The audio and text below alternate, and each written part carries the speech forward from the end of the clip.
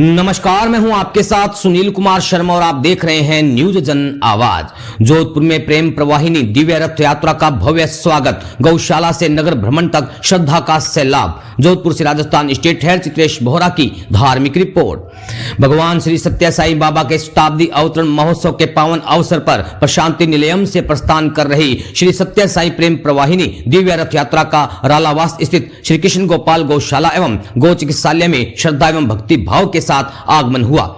समिति के जिला अध्यक्ष डॉक्टर पवन कुमार कसेरा ने जानकारी देते हुए बताया कि गौशाला परिसर में दिव्य रथ की भव्य शोभा यात्रा के रूप में अगवानी की गई, जिसमें 400 से अधिक श्रद्धालुओं ने सहभागिता की। इस अवसर पर पावन भजनों का सामूहिक गायन हुआ तथा भगवान सत्य साई बाबा की दिव्य चरण पादुका का विधिवत पूजन संपन्न किया गया। कार्यक्रम के अंतर्गत सत्य साई सेवा समिति जोधपुर द्वारा गौ सेवा का आयोजन किया गया, जिसमें गौशाला की समस्त गौ माताओं को दलिया अर्पित किया गया। इसके उपरांत दिव्य रथ यात्रा जोधपुर शहरी क्षेत्र के लिए प्रस्थान कर गई।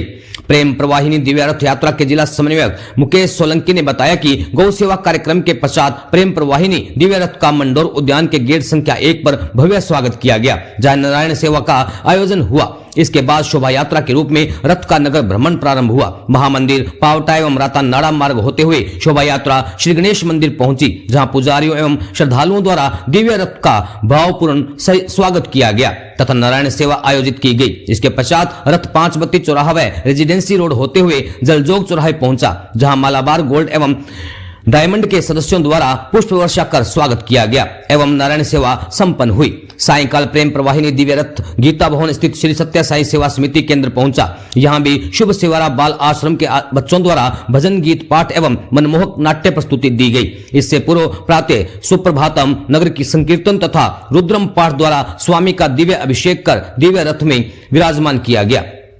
उल्लेखनीय है कि भगवान श्री सत्य साई बाबा के शताब्दी अवतरण वर्ष 2025 के पावन उपलक्ष्य में देश भर में आयोजित आध्यात्मिक आयोजनों की श्रृंखला के अंतर्गत बाबा के जन्म स्थल पुट्टपर्ती यानी आंध्र प्रदेश से प्रारंभ हुई यह दिव्य रथ यात्रा 15 से 19 दिसंबर 2025 तक जोधपुर जिले में प्रवास कर रही है। यात्रा के माध्यम से प्रेम, सेवा, एकता एवं मानवीय मूल्यों का संदेश जन जन तक पहुंचाया जा रहा है। राजस्थान स्टेट हेड चित्रेश बोहरा की रिपोर्ट के साथ देखते रहिए न्यूज जन आवाज।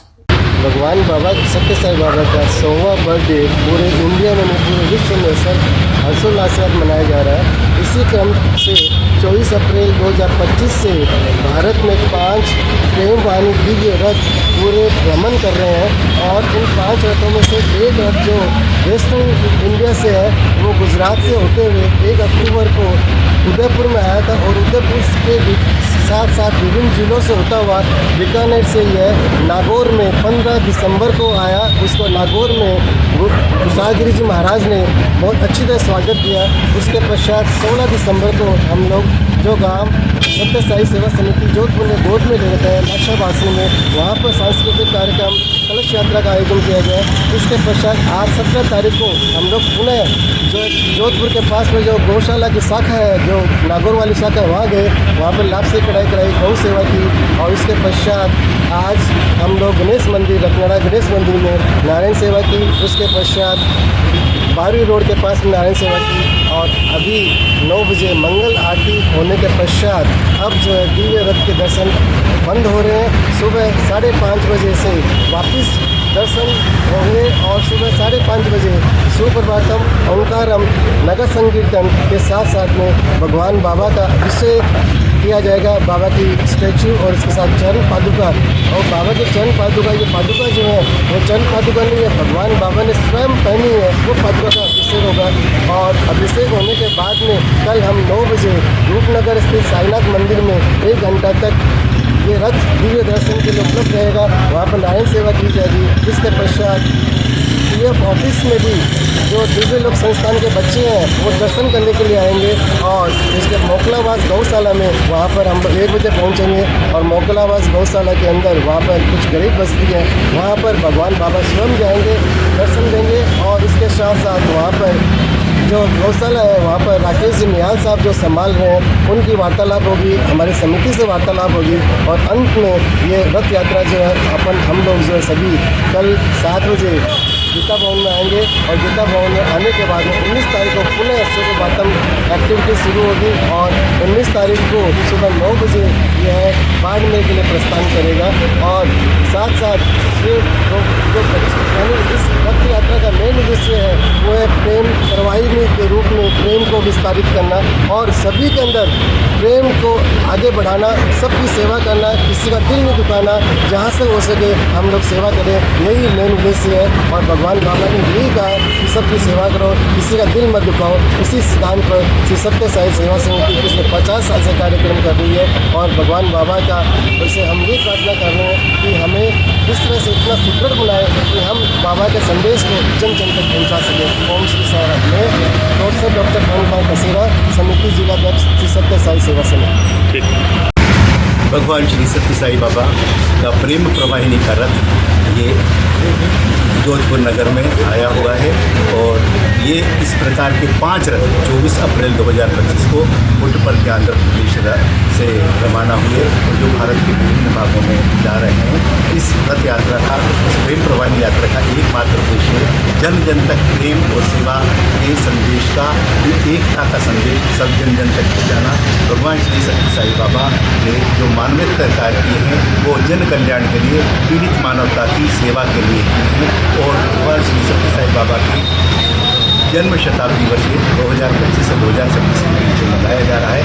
23 नवंबर 2025 से 23 नवंबर 2025 तक चल रहा है। इस यात्रा का यही उद्देश्य है और ये आने वाले समय की यात्रा आगे ये बाड़मेर और आबू रोड के लिए गुजरात के केंद्र होगी। ये राजस्थान में यात्रा 1 अक्टूबर 2025 से 23 दिसंबर 2025 तक यानी पूरे 84 दिन के लिए इस प्रदेश में आई हुई है और इसमें हजारों नहीं बल्कि लाखों लोगों ने इसमें दर्शन किए हैं और भगवान के संदेश का लाभ उठाया। आप सबका, हम सबका कल्याण हो, ऐसी ही भगवान सबका। जोधपुर में ये यात्रा कितने वर्षों से आयोजित की जा रही है?